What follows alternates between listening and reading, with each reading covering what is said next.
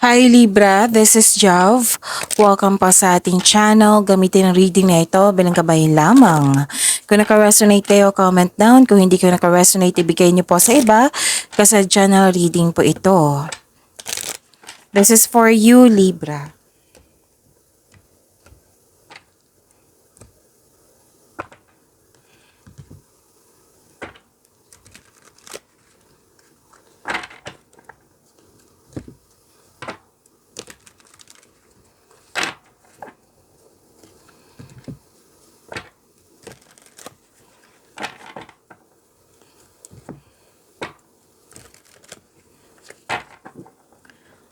Para po ito sa iyo, Libra.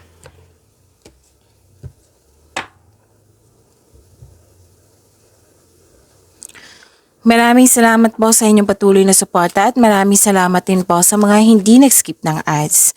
Sa mga hindi pa nag-subscribe, subscribe na po kayo at click bell notification para malaman nyo na may bago tayong video. Para sa mga gustong magpa-reading, comment po kayo ng personal reading. Again, comment kayo ng personal reading and check my reply sa comment section.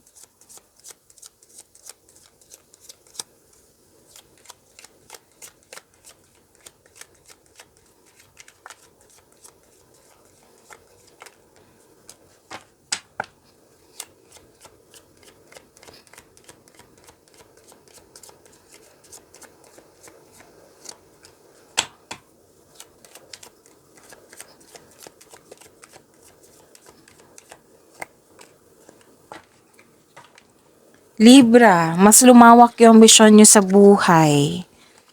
Okay? May ending with new beginning ako nakikita dito. May ending with new beginning, may transformation. Tinulungan mo yung sarili mo na mag-let go at nagkaroon ng transformation. Ito na yung ending with new beginning. Pwedeng may concern ka sa isang tao na mahirap kausap. Oo. And at may separation ako nakikita dito eh. Oo. So alam niyo naman kung ano yung separation, 'di ba? Pwedeng literal na separation, pwede din na space, pwedeng closure, pwedeng end of contract, pwedeng separation of responsibilities, separation na kailangan ng long distance. Ano pa? Yung put ka ng limitation, boundaries, tumiwalag, umalis, umuwi.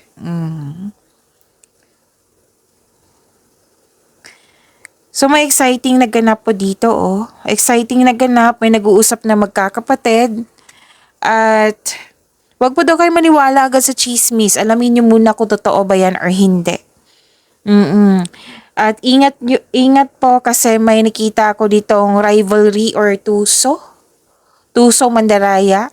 Pwedeng may nagsinungaling na nalaman mo or di kaya kayo ang nagsinungaling, nag-white lies kayo para sa ikakabuti ng lahat. Pwede din na nagkaroon po ng temptation. Alam niyo naman kung ano yung temptation, right? And pwedeng tuto sa inyong desisyon, tuto sa iyo, or hindi ka gusto, or di kaya tungkol ito sa third party. Reminder lang ha, this is general reading. Kunin nyo lang po yung kung anong naka-resonate kayo and comment down. Okay? Walang nangyaring third party kasi minsan may mag-react eh. Wala. Oo, kasi general reading po ito. Okay?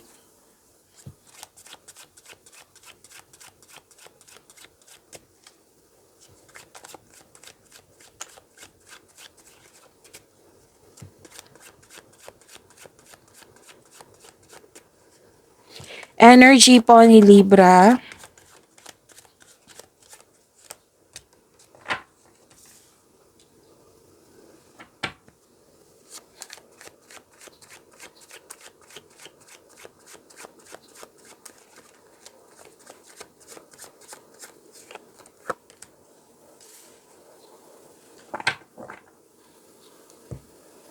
Paalala lang po, Libra, lalo na sa mga bago dito.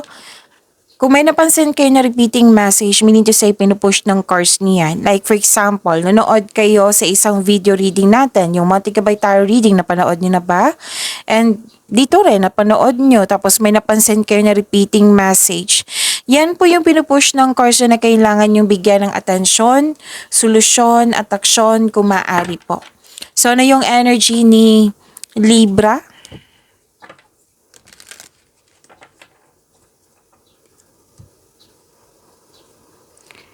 Nakatanggap kayo ng wisdom message at nagkaroon ng solitude and inner truth. You have divine inspiration, enlightenment. And ginagamit mo yung talino dito, analytical, hard worker kayo, at nagbigay kayo ng mahabang pasensya kung sa astrology pa ito. Okay, so maraming tao na takot mag-isa, maliban sa iyo. Mas gusto mong maglaan ng oras para na ikaw lang mag-isa kasi kung ikaw lang mag-isa, you felt free, makapag-isip ka ng maayos, makapagpahinga ka ng maayos, soul searching. Yes, ikaw ang nag-soul search, again, pasensya na po kung nabulol ako. Soul searching po. Ikaw ay nag-iisip ng mag-isa. You can restore your energy by spending time with yourself. Para sa pagbalik mo, you will feel your energy restored. Nakikita ko dito, naghanap ka ng sagot sa inyong mga katanungan, solusyon sa inyong problema. Sabi ng card, nasa iyo na po. Nasa iyo na po yung sagot, nasa iyo na po yung solusyon. So, all life's answers are within you. Sabi po ng card niyo po. You need time alone, parang perfect time sa iyo na maglaan ng oras na sa sarili. Tapos, pwedeng space to, cool off, or basta nagbigay ka ng time for yourself, which is sumabas dito, diba? Yung sabi ko sa inyo na separation, pwedeng space din yan. Kasi space is a sign of respect sa iyong sarili, sa kapwa mo, sa connection mo sa isang tao, or sa relasyon.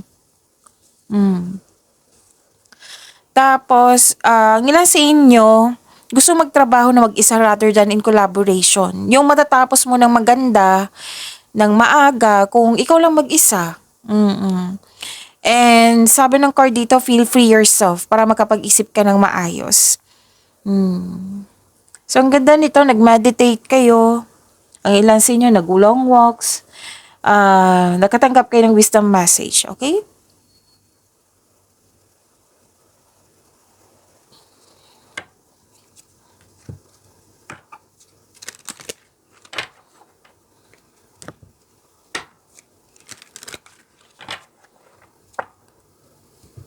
Okay, may mabilisang desisyon ako nakikita dito, Libra. Oo. Or darating na yung mensahe na inintay mo. Oo. Inintay mo tong mensahe, dumating na po. So, may parating na blessings na magbibigay saya sa'yo. Wow. Claim nyo po.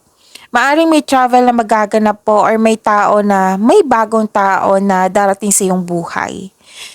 Oo. So, excited kayo na nag-clarify po dito, oh. 'Di ba? Sabi ko kanina na may exciting na ganap. Excited kayo dito. Pwede din may event invitation, may nag-ask sa'yo ng date or group date to, or pwedeng travel po.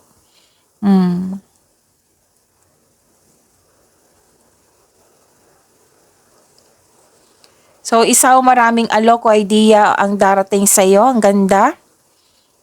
And please expect na magiging busy kayo. Yes, may parating na exciting new opportunities po. Opportunities pala to. Itong ganap na sinabi ko kanina. Na-excited kayo. Pwede din nag-date ha.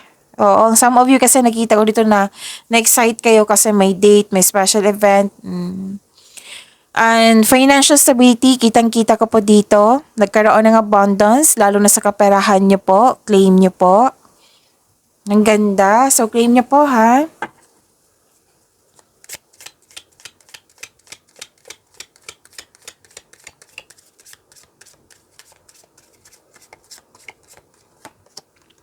Ooh. Unlock your inner potential. Ang ganda.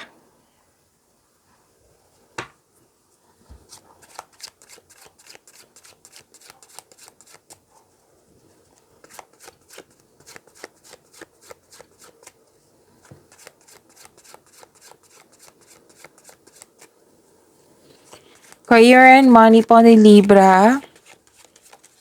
Okay, kunin ko na to ha.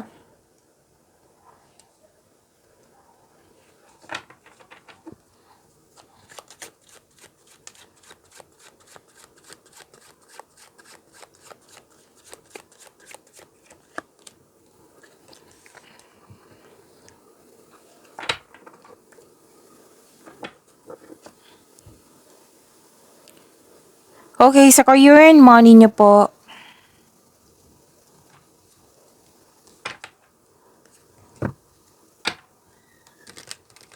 Okay, naalala nyo po dito na may alok akong sinabi dito. Lumabas po dito sa inyong career and money na may alok na pinag-isipan mo ng mabuti or may kailangan na piliin. Oo, opportunities dumating.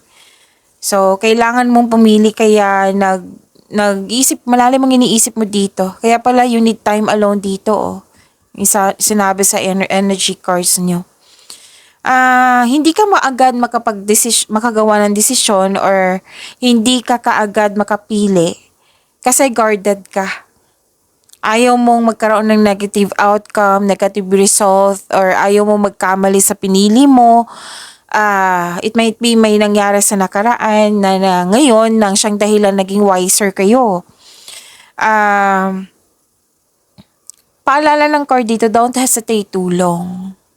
Okay? Let's say, for example, itong opportunities pala ito is good for 7 days. Tapos, within 7 days, hindi ka makagawa ng desisyon. Kasi nga, guarded ka. So, don't hesitate too long.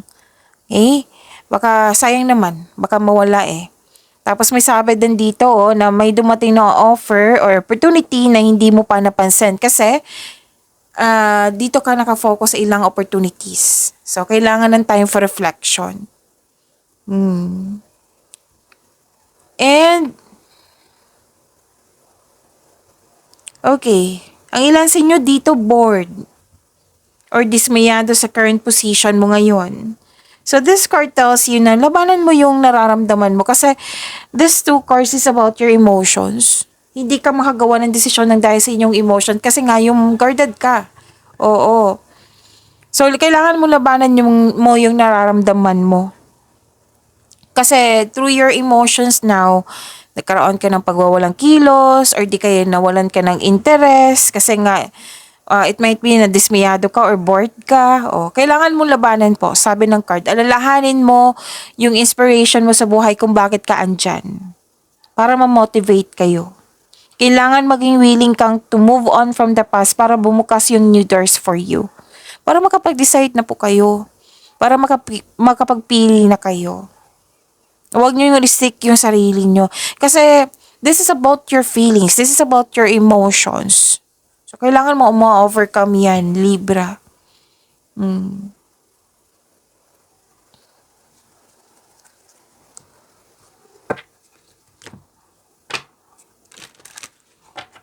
I see. Ilan sa inyo gustong umalis sa posisyon? May sinabi sa akin posisyon ngayon eh. Posisyon or sa trabaho. Kasi you want more. You want growth. Ang ilan sa inyo dito gumawa na ng aksyon para magkaroon para umalis. Oo, para ma-follow yung goal mo sa buhay or ambisyon mo sa buhay. Kasi nga, sinabi ko kanina dito na mas lumawak yung ambisyon nyo sa buhay. So, ito yung nag-clarify dito na may separation, yung ending. 'Di ba? May ending with new beginning. Mismo kayo ang nag-decide na lumayo na or umiwas na. Let's say, this is about toxicity. Pwedeng umiwas ka na hindi kailangan na umalis dyan. Pwede din literal na umalis talaga kayo kasi gusto nyong maka-align sa inyong passion. Or di kaya may offer dyan for growth. Kasi may sabi dito offer. So this is the clarification of your card here. Itong moving on, walking away, umiwas. Pwede separation. Yung sabi ko kanina sa dito.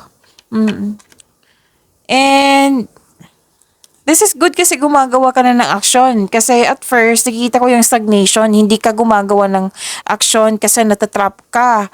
Yung hindi ka makapag-decide. So, at the end of the day, magde-decide na kayo niyan. Ang ilan sa inyo. Mm. So this is freedom. This is freedom po. This is movement, transition, 'di ba? Sabi ko kanina na may transformation na magaganap, 'di ba? Dito oh. Sinabi ko kanina na nahihirapan kayo, nabibigatan kayo, pero nag-let go kayo. Pag let go nito, nagkaroon ng transformation.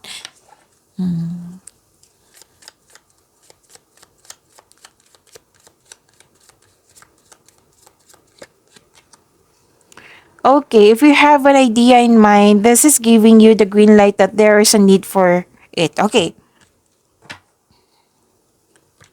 Di ba sinabi ko kanina dito sa energy card nyo na maraming ideas? So, ideas is a blessings. Just to remind you. So, this is ideas na binigay sa inyo na that is also a go signal na bibigyan mo ng action. Pero binigyan mo ng action kasi may nakita kong action dito. Okay? Pinili mong gumawa ng action.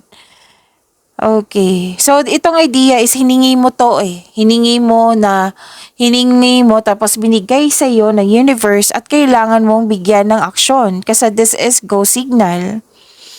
And save time, save energy, and create passive income by moving your business online. So, ilang sa inyo dito, nagpasya, lalo sa mga negosyante, nagpasya kayong magkaroon ng another passive income, which is i-online nyo yung negosyo nyo. So, this is good. You're doing some action. Action to ha. Yung itong dalawang card na dito. Action. This is good. Ang ganda.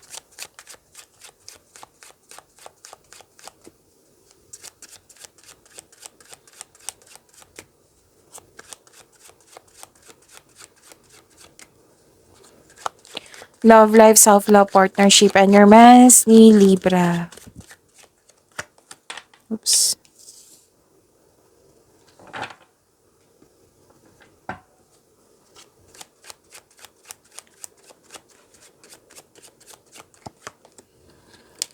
Ganda. Okay, balikan ko lang itong mga message dito. Kasi tinap ako eh, na kailangan ko sabihin. Di ba sabi dito, key, this is key, unlock your inner potential. This is go signal also. Gamitin mo yung inner potential mo, yung galing mo, talino, experiences mo. No, kasi magkakreate to ng new opportunity, may potential na magiging successful. Action to and action. Okay? So, sa mga nagkaroon ng stagnation dyan, na nag-stop, na hindi gumagalaw, may mga go signal po dito. Bigyan niyo po daw ng aksyon.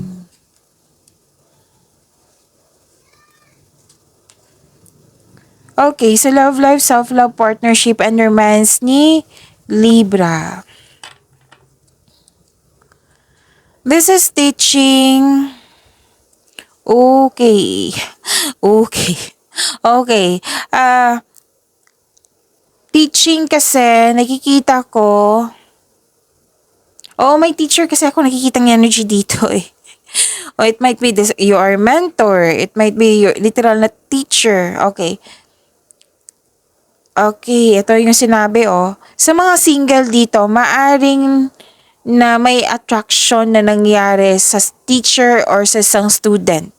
It might be magaan ang loob mo sa kanya or it might be na fall. Oo. Or pwedeng hindi literal na teacher or estudyante, kundi pwedeng mentor mo. Pwede marami kang natutunan sa kanya. Or di kaya may usapin dito recordings education. Kasi may lumabas na energy dito tungkol sa usapin ng education. You have divine wisdom, may tradisyon na masusunod, your kindness. Okay, you're showing your kindness to everyone. Sa mga relasyon sa buhay mag-asawa, may ganap dito na masusunod ng tradisyon. Any kind of tradition sa mga Pinoy. Like for example, kasal, di ba? Tradisyon yan. Tradisyon din yung pamamanhikan. Tradisyon din yun sa pag-take ng board exam, masteral. Kasi yan, traditional career path. Ano pa? So basta ganap ng tradisyon ng Pinoy, may magaganap dyan ngayon. Okay? You're showing your kindness to everyone and may nakita ko ditong nag-take advantage yan yung kabaitan. So ingat po. And marami kang natutunan. Marami kang natutunan sa buhay mo ngayon. May realization na natutunan mo, lalo na sa relasyon sa isang tao. Pwedeng literal na relasyon sa buhay pag-ibig, right? Pwedeng sa kaibigan, o sa ibang tao. Basta may ganyan na ganap.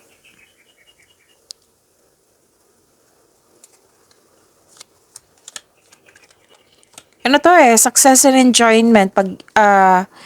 Okay. Sa mga single, you've been doing a great job to love yourself. May potential din na mamimit mo yung posibleng romantic partner mo. So, do something special for yourself. Treat mo yung sarili mo dahil deserve mo ito. Ang ilan sa inyo nag-decorate ng bahay, nag-renovate ng bahay. So, you're focused on what brings you the most peace. Actually, this is your lucky day, sabi ng card. Lahat ng tinanim mo nagbo-bloom. May planong magbakasyon, magbigay ng oras sa sarili. Naging wiser na kayo. Yes, lalo na sa pag-handle ng connection o relasyon sa relasyon nyo. Embrace. Through each other, you find the missing pieces. Pagyamanin niyo po yung blessings sa binigay sa inyo, Libra. See you tomorrow. Maraming salamat po.